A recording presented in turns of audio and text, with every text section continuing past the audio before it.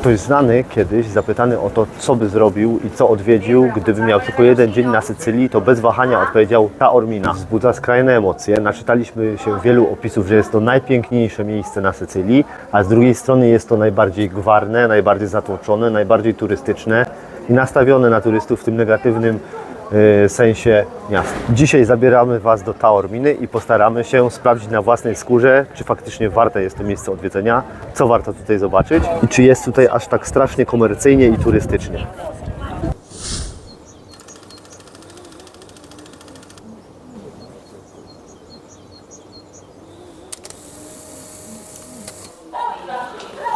Hello. I would like to buy 5 tickets to Taormina. Taormina, if you are leaving 8:52 with a special train, give me your identity card or passport for 5 people. Pociągiem do Taorminy dostaniecie się w 40 minut. Siadamy na takiej pięknej stacji kolejowej, która się nazywa Taormina Giardini. Bilet w 2 strony dla 5 osób kosztował nas 70 euro. Alternatywą dla podróży pociągiem jest przejażdżka autobusem. Jedynym mankamentem podróży pociągiem jest to, że stacja kolejowa nie jest w samej Taorminie, bo Taormina znajduje się na wzgórzach. Te wzgórza są teraz tam za mną i trzeba tutaj albo przejść 1,5 kilometra mocno pod górę, albo poczekać na autobus i przejechać jeszcze 5 minut autobusem. 10 minut poczekaliśmy na autobus i przyjechał taki mały busik. Jedziemy teraz, bilety kosztowały 5,50 za wszystkie 5 osób. Autobus spod dworca przywiózł nas w to miejsce. Tam dokładnie wysadził nas autobus. A tutaj odwracając się mamy pierwszą bramę do miasta. Nazywa się to Brama Messyńska i za nią rozpoczyna się ulica Corso Umberto. Zwiedzanie Taorminy właśnie najlepiej rozpocząć wzdłuż ulicy Corso Umberto, bo są wzdłuż niej zlokalizowane te właśnie najciekawsze miejsca miasteczka. Po przejściu dosłownie 50 metrów dotarliśmy do takiego pałacu, który się nazywa Palazzo Corvaia i został wybudowany w XV wieku i ma charakterystyczne takie podwójne okna tutaj. I podobno wieże w stylu arabskim, ale nie umiem jej odnaleźć, ale chyba to jest tamto. A gdy odwrócimy się od pałacu, to od razu pokazuje nam się Odeon.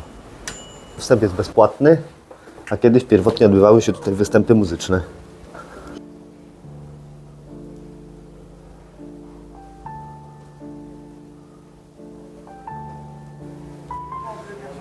Będąc tutaj w mieście, trzeba się zagłębić w gąszcz tych wąskich uliczek, pospacerować tutaj, zgubić się. W każdą stronę, gdy zajrzymy, mamy jakieś super uliczki, kawiarenki, restauracyjki i sklepy ze wszystkim. Warto jest odbić z tej głównej ulicy w bok i puszczać się w takie zakamarki. Wszędzie tutaj są schody i takie przepiękne miejsca oddalone od tego zgiełku turystycznego. Fajnie tutaj jest.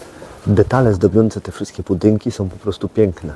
Weszliśmy teraz do Teatru Greckiego. Jest to najsłynniejszy zabytek Taorminy, jeden z najbardziej rozpoznawalnych zabytków całej Sycylii. Wstęp na pierwszy rzut oka wydaje się być drogi, bo 12 euro za osobę to naprawdę dużo, ale warto tutaj przyjść, bo mamy naprawdę niespotykane widoki.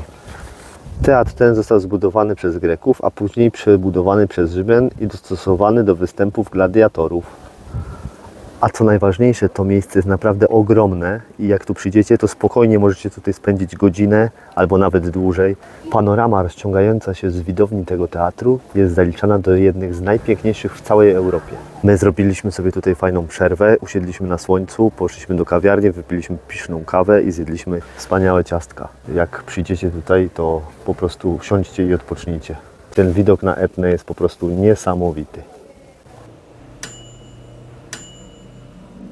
Będąc w Taorminie, na pewno musicie się wybrać do ogrodów Villa Comunale.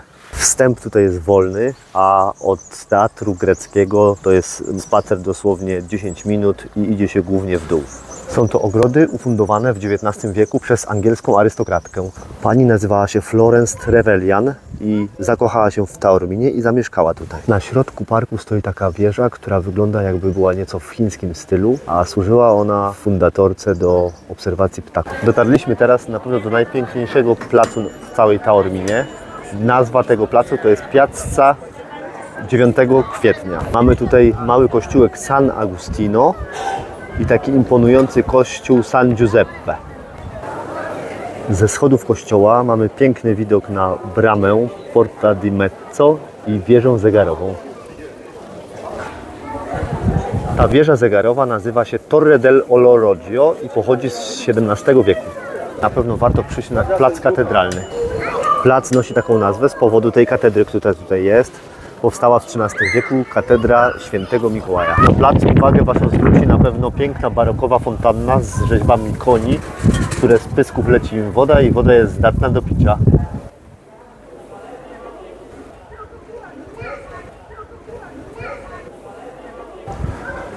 Teraz dochodzimy do końca ulicy Deptakowej i przechodzimy przez bramę Porta Catania.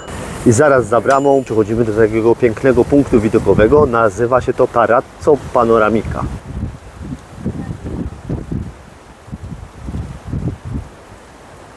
Na koniec naszej wycieczki w Taorminie zeszliśmy w dół i doszliśmy do plaży Isola Bella oraz do wyspy o tej samej nazwie. Tu jest ta wyspa. Nie jest to daleko, bo jedynie 1,5 kilometra, ale trzeba wziąć pod uwagę, że idzie się bardzo stromo w dół i przez większą część drogi trzeba iść schodami, więc ktoś, kto ma problemy z kolanami, powinien rozważyć zjazd kolejką gondolową bądź autobusem. To piękne miejsce często zdobi pocztówki z Taorminy i jest nie tylko wizytówką miasta, ale też całej Sycylii.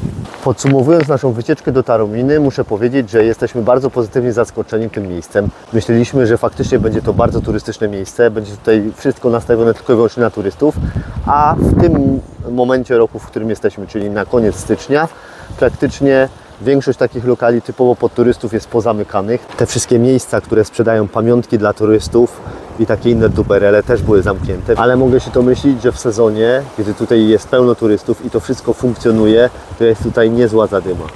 Trafiliśmy akurat na niski poziom wody i na wyspę można przejść suchą stopą.